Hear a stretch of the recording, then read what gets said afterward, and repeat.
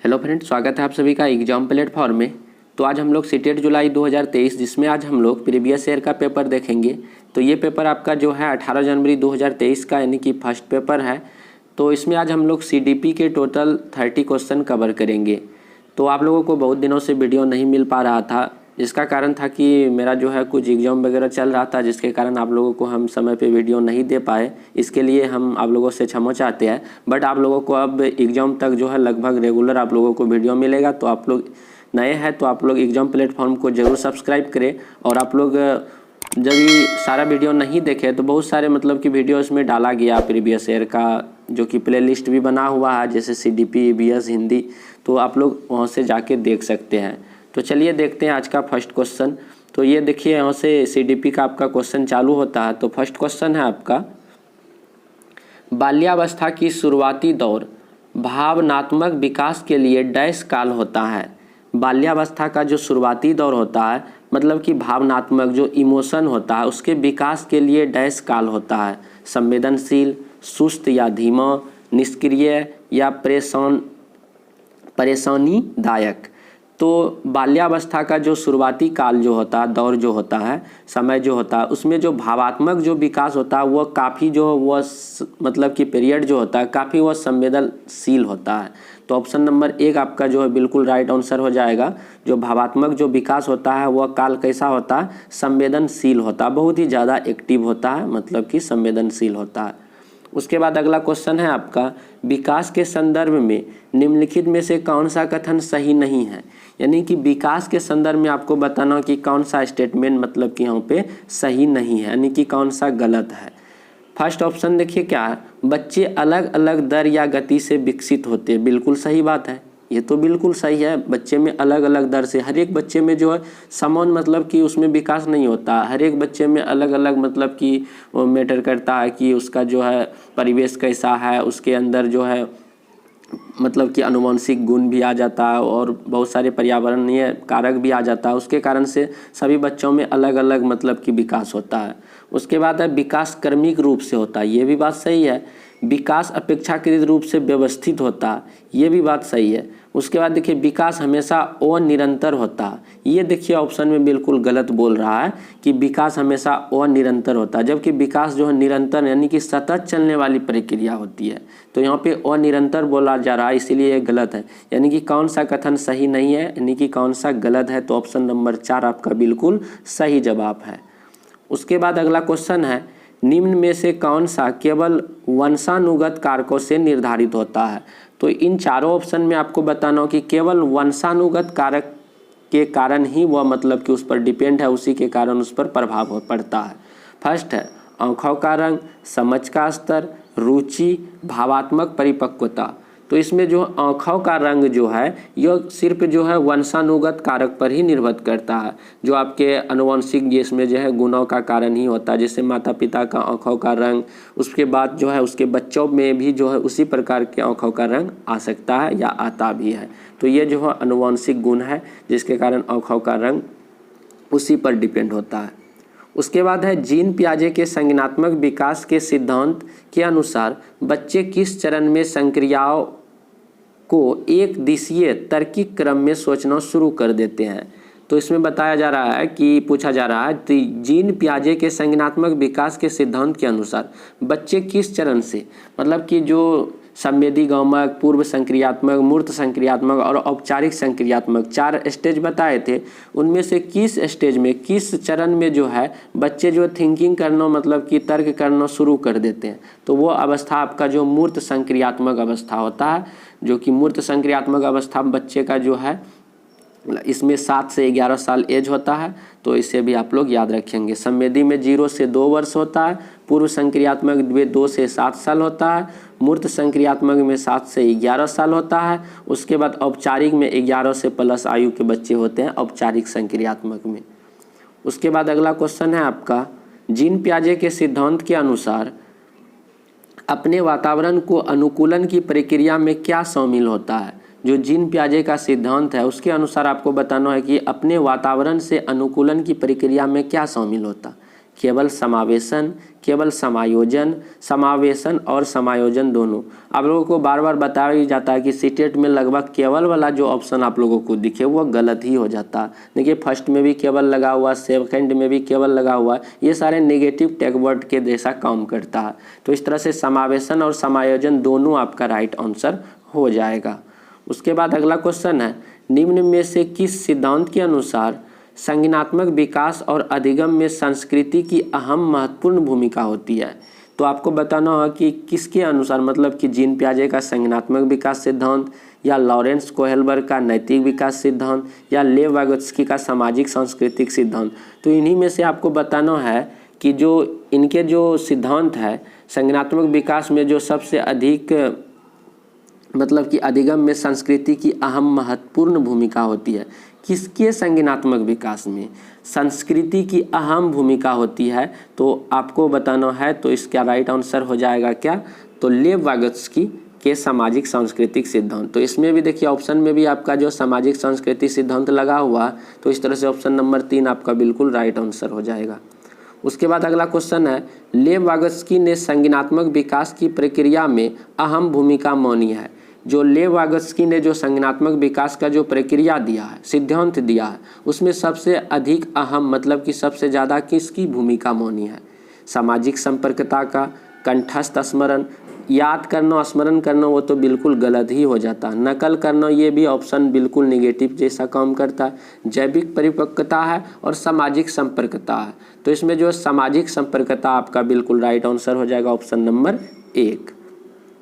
उसके बाद है, लॉरेंस कोहेलबर्ग के नैतिक तर्क सिद्धांत के अनुसार बच्चे किस चरण में विशेष रूप से और जानबूझकर इस तरीके से व्यवहार करते हैं जिससे माता पिता और अध्यापक सकारात्मक रूप से प्रभावित होते हैं? तो लॉरेंस कोहेलबर्ग के नैतिक तर्क सिद्धांत के अनुसार बच्चे किस चरण में विशेष रूप से और जानबूझकर इस तरीके से व्यवहार करते हैं और माता पिता और अध्यापक भी इस चीज़ से क्या होते हैं, अच्छा खासा वो जो सकारात्मक प्रभाव से मतलब कि इसके प्रभावित होते हैं। तो ये अच्छा लड़का और अच्छा लड़की का जो मतलब कि अच्छा लड़का और अच्छी लड़की का जो अभिविन्यास होता है यही होता है। तो ऑप्शन नंबर 2 आपका बिल्कुल राइट आंसर है।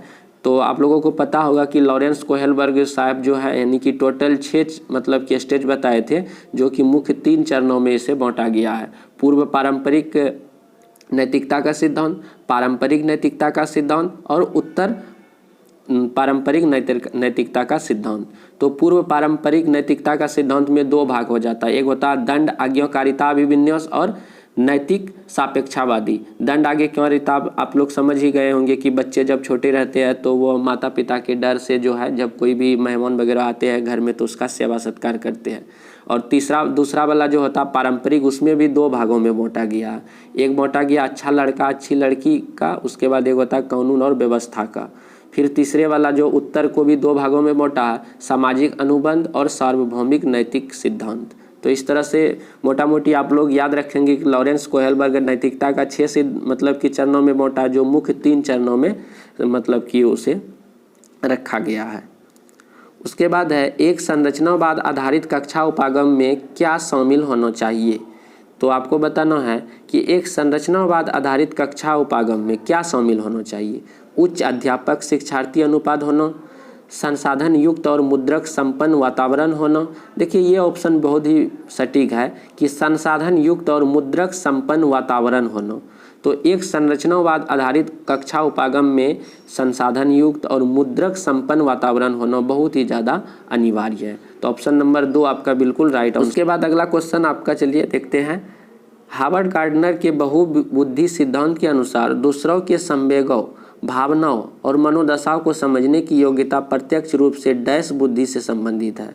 तो आपको बताना है कि जो हार्वर्ड गार्डनर जो बहुबुद्धि सिद्धांत दिया है, तो जब बच्चे या मतलब कि कोई भी व्यक्ति जब दूसरे की संवेगों, भावनाओं और मनोदशा को जब समझने लगता है तो वह क्या कहलाता है? जब खुद की भावना, खुद की मनोदशा को जब समझता है तो अंतः व्यक्तित्व कहलाता है। दूसरे की भावना, दूसरे की मनोदशा, दूसरे की संवेगों को जब समझता है तो वह अंतर व्यक्तित्व कहलाता है। तो ऑप्शन नंबर 1 बिल्कुल क्लियर है। खुद का समझे तो अंतः व्यक्तित्व, दूसरों की मनोदशा भावनाओं को समझे तो अंतर व्यक्तित्व। यहाँ पे दूसरों के ही समझने की बात कही जा रही है, तो अंतर व्यक्तित्व बुद्धि आपका बिल्कुल राइट आंसर होगा। उसके बाद अगला क्वेश्चन है, कथन है इसमें, एक अध्यापिका को कक्षा में विभिन्न प्रकार की पठन सामग्री प्रदान करके एक मुद्रक या प्रिंट समृद्ध वातावरण सृजित करनी चाहिए। उसके बाद तर्क में कहता है कि भाषा विकास वातावरणीय कारकों से प्रभावित नहीं होता।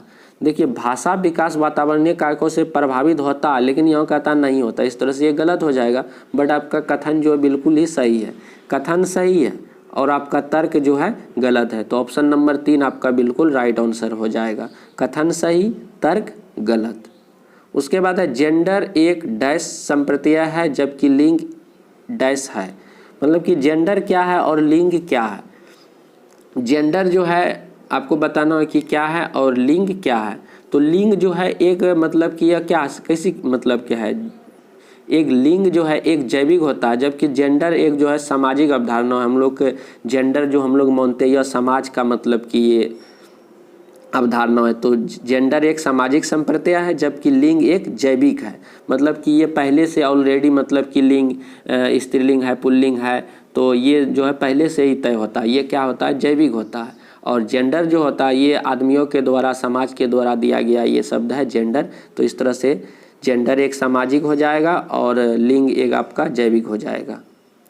उसके बाद अगला है, एक सांस्कृतिक विविधता वाले स्कूल में चौथी कक्षा के विद्यार्थी राज्य दिवस पर बिहू नृत्य प्रस्तुत करने की तैयारी कर रहे हैं। क्या यह क्षेत्रीय पक्षपात घटनाओं में मददगार होगा, क्यों? तो आपको बताना है कि एक सांस्कृतिक विविधता वाले स्कूल में जो है चौथी कक्षा के विद्यार्थी राज्य दिवस पर बिहू नृत्य प्रस्तुत करने की तैयारी कर रहे हैं। बिहू जो कि आपको पता होगा कि बिहू असम में मनाया जाता है। क्या यह क्षेत्रीय पक्षपात घटनाओं में मददगार होगा? यदि होगा तो क्यों? ऑप्शन पहला वाला ऑप्शन है आपका हाँ, दूसरे जातियों या क्षेत्रीय समूह के लोगों के संबंध और सहयोग द्वारा। हाँ, अंतर व्यक्तित्व समझ और दृष्टिकोण की समझ बढ़ाने से। तो आपका जो 1 और 2 यानी कि दोनों हाँ वाला ऑप्शन आपका बिल्कुल राइट आंसर हो जाएगा। यानी कि ऑप्शन नंबर 3 आपका बिल्कुल क्लियर है, यानी कि हाँ में दोनों का राइट आंसर होगा। उसके बाद है, अधिगम का सामाजिक संरचनात्मक उपागम निम्न में से किस आधार पर मूल्यांकन को बढ़ावा देता है? तो आपको बताना है कि अधिगम का जो है सामाजिक संरचनात्मक उपागम निम्न में से किस आधार पर मूल्यांकन को बढ़ावा देता है? फर्स्ट ऑप्शन है मुख्यतः प्रत्यास्मरण आधारित परीक्षणों द्वारा, सहयोगात्मक प्रोजेक्ट कार्य द्वारा। तो देखिए यहाँ पे सहयोग, जब भी सीटेट में आप लोगों को ऑप्शन में देखिए सहयोग वाली यानी कि सहपाठी वाली, जब भी किसी भी कार्य को सहयोग के द्वारा किया जाता है तो वो बहुत ही ज़्यादा मतलब कि पॉजिटिव होता है। वैसे मानवकृत आपका ऑप्शन नंबर ये तो निगेटिव है, होगा ही नहीं। तो इस तरह से ऑप्शन नंबर 2 आपका बिल्कुल क्लियर है, सहयोगात्मक प्रोजेक्ट कार्यों के द्वारा। उसके बाद है, समालोचनात्मक सोच के संदर्भ में निम्न में से कौन सा कथन सही है? ऑप्शन है आपका समालोचनात्मक सोच मुख्यतः रटकर, देखिए रटना, ऑप्शन ये तो गलत ही हो जाएगा। रटना एक नेगेटिव वर्ड है, क्योंकि सीटेट में कभी भी किसी भी चीज़ को बच्चों को रटाना नहीं है। बच्चे को विद्यालय में पढ़ाए तो उस समय कभी भी हम लोगों को बच्चे को रटने वाली बात नहीं करना है। उसके बाद अगला है आपका, समालोचनात्मक सोच संज्ञानात्मक विकास में बाधक है। ये बिल्कुल गलत बाधक नहीं है। उसके बाद है, विद्यार्थियों को चिंतन हेतु समय देकर समालोचनात्मक सोच को बढ़ाया जा सकता है। बिल्कुल सही बात है। बच्चे के अंदर जो थिंकिंग पावर होता है, सोचने की शक्ति होती है, उसको जो हम लोग समय देकर उसको हम लोग क्या कर सकते हैं, बढ़ा सकते हैं। तो ऑप्शन नंबर 4 आपका बिल्कुल राइट आंसर है। उसके बाद अगला क्वेश्चन है आपका, एक मुख्य धारा वाले कक्ष में विशिष्ट जरूरतों वाले विद्यार्थियों के समावेशन के लिए क्या जरूरी है? एक मुख्य धारा वाले कक्ष में विशिष्ट जरूरत मतलब कि एक मुख्य धारा से जोड़ना, जैसे कि समावेशन की बात इसमें कही जा रही है। समावेशन मतलब होता है क्या कि समाज में जो हाशिए मतलब कि अंतिम छोर में जो भी आदमी खड़े हैं उसको मुख्य धारा से एक ही मतलब कि शिक्षा व्यवस्था से एक ही जो भी मतलब कि है तो उसको एक साथ जोड़ देना ही समावेशन कहलाता है। तो विद्यालय में जैसे विशिष्ट ज़रूरत वाले, जैसे कुछ विकलांग बच्चे भी होते हैं, कुछ अमीर कुछ गरीब मतलब कि कुछ नीचे जाति के बच्चे होते हैं, उसको एक मुख्य धारा कक्ष से जोड़ना है। तो इस समावेशन के लिए क्या जरूरी है? योग्यता आधारित अलगाव, ये तो गलत ही हो जाएगा। विद्यार्थियों में प्रतिस्पर्धा, ये तो निगेटिव ही है। सामर्थ्य निर्माण और संवेदीकरण, तो ये बिल्कुल सही बात है। सामर्थ्य निर्माण और संवेदीकरण, ये बिल्कुल आपका राइट आंसर हो जाएगा, ऑप्शन नंबर 3। उसके बाद अगला क्वेश्चन है, अंकों और आकृतियों के स्थानिक विभेदन में कठिनाई निम्न में से किस प्रत्यय के रूप में संबंधित है? तो ये बहुत ही इजी क्वेश्चन है। अंकों मतलब अंक, जो भी डिजिट वगैरह होता है उसमें परेशानी होता है, तो ये मैथ का बात है, मतलब गणित की समस्या होती है। जब बच्चों को गणित में किसी भी प्रकार की समस्या होती है तो वो गुणज वैकल्प कहलाता है। तो ऑप्शन नंबर 1 बिल्कुल सही जवाब हो जाएगा, गुणज। वैसे भी गुणज मतलब क्या हुआ? गुणा भाग। तो इस तरह से अर्थ भी आप लोग रिलेट करेंगे तो आप लोग इस ट्रिक के माध्यम से भी बना सकते हैं इसको। अंकों में आकृतियों में कुछ परेशानी होता है तो वह गुणज वैकल्य कहलाता है। उसके बाद बाधिता से जूझते विद्यार्थियों के सफल समावेशन हेतु एक अध्यापक को क्या करना चाहिए? कोई भी बच्चा जो दृष्टिबाधिता से, मतलब देखने में उसे परेशानी हो रहा, उससे जूझ रहा, तो उसके समावेशन के लिए अध्यापक को क्या करना चाहिए? विद्यार्थियों को स्वयंपट पर सवाल हल करने के लिए कहना चाहिए। अब देखिए, जब बच्चा को दिखाई ही नहीं पड़ता है तो बोर्ड पर या ब्लैक बोर्ड पर यदि लिखे हुए सवाल को बनाने के लिए कहेंगे तो वह संभव तो है नहीं, तो ये ऑप्शन गलत ही होगा। मानचित्र और आरेख के स्पर्शनीय प्रारूप उपलब्ध करना, बिल्कुल सही बात है। बच्चे जब अंधे हैं, दिखाई नहीं पड़ता है, जो यदि उसे स्पर्श के द्वारा छू कर यदि वो मतलब कि उस चीज़ को पढ़ेगा, मतलब समझेगा, तो वो ज़्यादा बेटर होगा। तो ऑप्शन नंबर 2 आपका जो स्पर्श वाला जो भी माध्यम है वह सटीक है। उसके बाद अगला है आपका, अवधान न्यूनता अति क्रियाशीलता विकार से जूझते विद्यार्थियों के सफल समावेशन हेतु अध्यापिका को क्या करना चाहिए? अवधान न्यूनता अति क्रियाशीलता विकार से जूझने, जो बच्चे जूझ रहे हैं तो उसके सफल समावेशन हेतु अध्यापिका को क्या करना चाहिए? फर्स्ट ऑप्शन है, लंबी अवधि वाली फिल्में दिखानी चाहिए। एक गतिविधि से दूसरी पर जाने के दौरान बदलाव अंतराल अवधि नहीं होनी चाहिए, ये तो गलत ही है। जब भी किसी भी एक गतिविधि से दूसरे गतिविधि में जाते हैं उसमें कुछ बीच में गैपिंग होना चाहिए, लेकिन यहाँ कहता नहीं, इस तरह से ये गलत होगा। एक ही समय पर कई कार्य करने के लिए देना चाहिए, ये भी गलत बात बोल रहा। कार्य पत्रक को छोटे छोटे प्रबंधनीय खंडों में बांट कर देना चाहिए, क्योंकि वह अवधान न्यूनता अति क्रियाशीलता, बच्चे बहुत ही कम मतलब कि समझ रहे हैं किसी भी चीज़ को, तो उसको जब छोटे छोटे चीज़ें देंगे तो वह जल्दी समझेगा। तो ये ऑप्शन नंबर 4 आपका बिल्कुल राइट आंसर हो जाएगा। उसके बाद है आपका, एक अध्यापिका द्वारा विद्यार्थियों को किस लिए अभिप्रेरित करना चाहिए? एक अध्यापिका द्वारा विद्यार्थी को किस लिए अभिप्रेरित करना चाहिए? फर्स्ट ऑप्शन है, पढ़ाई गई विषय वस्तु को समझने और अर्थ ग्रहण करने हेतु। उसके बाद अगला है, दी गई जानकारी को ज्यों का त्यों रटना, ऑप्शन गलत। स्वयं पट पर विषय वस्तु की निष्क्रिय निगेटिव वर्ड, ये ऑप्शन गलत। एक अटल तरीके से समस्या को हल करने के लिए ढूंढना, तो इसमें जो है आपका राइट आंसर क्या हो जाएगा? तो ऑप्शन नंबर आपका जो है, अर्थ को समझना, यानी कि पढ़ाई गई जो भी विषय वस्तु उसको समझने और अर्थ ग्रहण करने हेतु जो अध्यापक है, शिक्षक है, उसको जो है बच्चे को अभिप्रेरित करना होता है।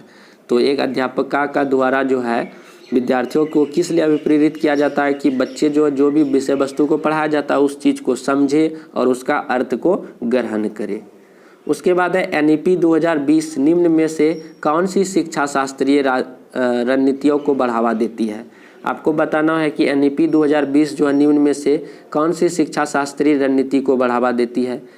तो फर्स्ट ऑप्शन है, भेदन पुनरावृत्ति और बार बार अभ्यास। तो बार बार अभ्यास करना ये जो है उतना खास नहीं होता, लगभग ये ऑप्शन गलत ही हो जाता है। किसी भी चीज़ को, एक ही चीज़ को बार बार मतलब कि अभ्यास करना, ये सीटेट में लगभग इस तरह के ऑप्शन को गलत माना जाता है। रटकर याद करना, रटना है निगेटिव वर्ड, ये तो गलत ही होगा।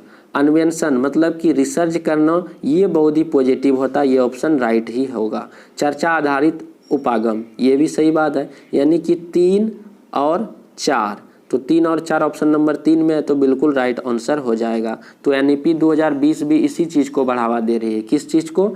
अन्वेषण आधारित अधिगम और चर्चा आधारित उपागम को।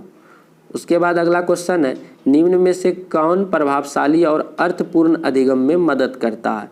तो आपको बताना हो कि कौन जो है प्रभावशाली, काफ़ी ज़्यादा इफेक्टिव और अर्थपूर्ण अधिगम में मदद करता है।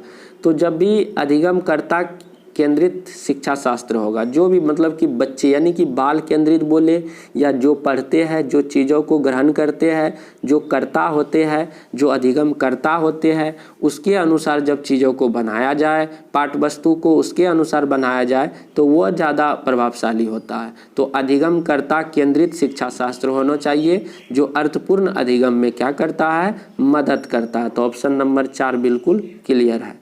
उसके बाद है निम्न में से क्या कक्षा में अधिगम सहायक माहौल पैदा करता है। इन चारों ऑप्शन में आपको बताना है कि कौन सा ऑप्शन जो है अधिगम में सहायक माहौल पैदा करता है कक्षा में। फर्स्ट है विद्यार्थियों के बीच सहयोग कार्यता को बढ़ावा देना। ये बिल्कुल सही बात है। ऑप्शन नंबर फर्स्ट से ही आपको मिल गया सही जवाब कि विद्यार्थियों के बीच सहयोग करता। जब भी आप लोगों को सहयोग वाली बात दिखे तो वो बिल्कुल सही ही ऑप्शन होता है। उसके बाद अगला क्वेश्चन आपका है निम्न में से कौन सा समस्या समाधान प्रक्रिया में बाधक है। जो किसी भी समस्या या प्रॉब्लम को जब हम लोग हल करते हैं तो उसमें कौन बाधक पहुंचाता है। अनुरूपों का इस्तेमाल, साधन लक्ष्य विश्लेषण, अनुक्रिया समुच्चय या मौखिकीकरण। तो इसमें जो है अनुक्रिया समुच्चय आपका बिल्कुल राइट आंसर हो जाएगी। ये एक बाधक के समान होता है। इसमें क्या होता है कि किसी भी समस्या या किसी भी सवाल को बनाने के लिए बच्चे एक ही हल को सिर्फ ढूंढ लेते हैं, वह छोड़ देते हैं। लेकिन किसी भी सवाल के लिए एक हल ढूंढने से ज़्यादा बेटर होता है कि उसके लिए 2-4 मतलब की तरीका सीखना। तो अनुक्रिया समुच्चय जो है यह बिल्कुल एक बाधक के समान होता है समस्या समाधान प्रक्रिया में। उसके बाद अगला है कथन है किसी संप्रदाय के बारे में विद्यार्थियों द्वारा गृहीत भ्रांतियों को अध्यापिका द्वारा परोक्ष रूप से नकारने की बजाय सही तरीके से ध्यान देना चाहिए। सही बात है इसमें कि बच्चे जब किसी भी चीज़ों को भ्रांति बस मतलब उसको अंदर में समाहित कर लेता है तो एक शिक्षक का मतलब कि दायित्व बनता है उस चीज़ को नकारने के बजाय उसको जो है ध्यान देना चाहिए। सही बात है। भ्रांतियाँ हमेशा तर्कहीन नहीं होती है, ये भी बात सही बोला जा रहा है। जो भी बच्चे में भ्रांति बैठ जाती है, समा जाती है, वो हमेशा गलत ही नहीं होता, बल्कि वे विद्यार्थियों द्वारा उनके वातावरण के संपर्क करके बनाए गए सरल सिद्धांत का रूप होता है। कहने का मतलब आपका कथन भी सही है और तर्क भी सही है और सही व्याख्या भी करता है। तो ऑप्शन नंबर 1 बिल्कुल सही जवाब है। उसके बाद अगला क्वेश्चन है संवेगों और संज्ञान के संबंध में निम्न में से कौन सा कथन सही है। संवेग और संज्ञान के बारे में बताना है कौन सा स्टेटमेंट सही है। उच्च स्तरीय तनाव अधिगम में बाधक, रुचि अधिगम में बाधक। तो कभी भी रुचि में ये सारे चीज़ बाधक नहीं होता। उच्च स्तरीय तनाव अधिगम में सहायक, उसके बाद और रुचि अधिगम में सहायक। तो इसमें क्या होता है कि संवेग और संज्ञान जो होता है तो ये जो है जो उच्च स्तरीय तनाव में बाधक होते हैं, जो काफ़ी ज़्यादा जो मतलब कि सोचने की और जो क्षमता होती है, तनाव की स्थिति जो गुस्सा वगैरह और कुछ की स्थिति होती है उसमें यह क्या कर लेता है, बाधक पहुंचाता है। तो उस समय बाधक पहुंचाने से बच्चे जो अच्छे से सोच नहीं पाते, अच्छे से किसी चीज़ पर थिंकिंग नहीं कर पाते हैं। ये मतलब कि एक तरह से बाधक के समान होता है। उसके बाद अगला है कक्षा में विद्यार्थियों को अधिगम के प्रति अभिप्रेरित करने की कौन सी युक्तियाँ सही है। कक्षा में विद्यार्थियों को अधिगम के प्रति अभिप्रेरित करने की कौन सी युक्ति सही है। फर्स्ट है कक्षा में विद्यार्थियों की अधिगम सहभागिता को बढ़ावा देना, अंकों के लिए प्रतिस्पर्धा को बढ़ावा देना। प्रतिस्पर्धा वाली बात तो हमेशा गलत ही होता है। विद्यार्थियों को उनके रुचि के आधार पर लक्ष्य निर्धारित करने में मदद करना, ये बिल्कुल सही है। विद्यार्थियों को अपने विचार व्यक्त करने की आज़ादी देना, ये भी बिल्कुल सही बात है। तो आपको बताना कि कौन सा ऑप्शन सही है। तो फर्स्ट वाला भी सही है और तीसरा वाला भी सही है और चौथा वाला भी सही है। तो पहला, तीसरा और चौथा किस में है, पहला, तीसरा और चौथा ऑप्शन नंबर 2 में है। तो ऑप्शन नंबर 2 आपका बिल्कुल क्लियर है। तो ऑप्शन नंबर 2 आपका सही जवाब है। शिक्षा में समान अभिगम्यता या पहुँच एक डैश का विषय है। तो शिक्षा में समान अभिगम्यता या पहुँच एक डैश का विषय है। तो इसमें बताना कि कौन सा ऑप्शन सही होगा। तो इसका राइट आंसर हो जाएगा क्या, अधिकार। तो शिक्षा में समान जो है अधिकार का एक विषय है, मतलब कि शिक्षा में समान मतलब कि अधिगम्यता या पहुँच एक क्या है, अधिकार का विषय है। तो ऑप्शन नंबर 3 आपका बिल्कुल सही जवाब है। उसके बाद अगला क्वेश्चन यानी कि लास्ट क्वेश्चन है आपका, विद्यार्थियों के अधिगम को सामर्थ्य देने के लिए अध्यापिका को क्या करना चाहिए। विद्यार्थियों के अधिगम को सामर्थ्य देने के लिए अध्यापिका को क्या करना चाहिए। फर्स्ट है, योग्यता के इकाई या सत्व दृष्टिकोण बढ़ावा देना चाहिए। विद्यार्थियों की रुचियों को दरकिनार करना चाहिए, जो उनके रुचि या उनको दरकिनार करना चाहिए, ये तो गलत ही हो जाएगा। उसके बाद विद्यार्थियों की व्यक्तिगत विभिन्नता के प्रति विचारशील रहना चाहिए, बिल्कुल सही बात है। मतलब कि विद्यार्थियों के अधिगम को सामर्थ्य देने के लिए अध्यापक को क्या करना चाहिए, विद्यार्थियों के व्यक्तिगत मतलब कि सभी विद्यार्थियों की अलग अलग सोच होती है, अलग अलग विचार होती है, तो उन सभी की जो व्यक्तिगत विभिन्नता होती है उस के प्रति विचारशील रहना पड़ेगा एक शिक्षक को। तो ऑप्शन नंबर 3 आपका बिल्कुल सही जवाब है। तो इस तरह से हम लोग टोटल 30 क्वेश्चन CDP के कवर किए। तो कुछ जगह बोलने पर भी मिस्टेक हुआ तो इसे आप लोग क्षमा करेंगे। तो आप लोग नए हैं तो सबसे पहले एग्जाम प्लेटफॉर्म को सब्सक्राइब भी कर लीजिए। तो चलिए मिलते हैं हम लोग अगले वीडियो पे। जय हिंद, जय भारत।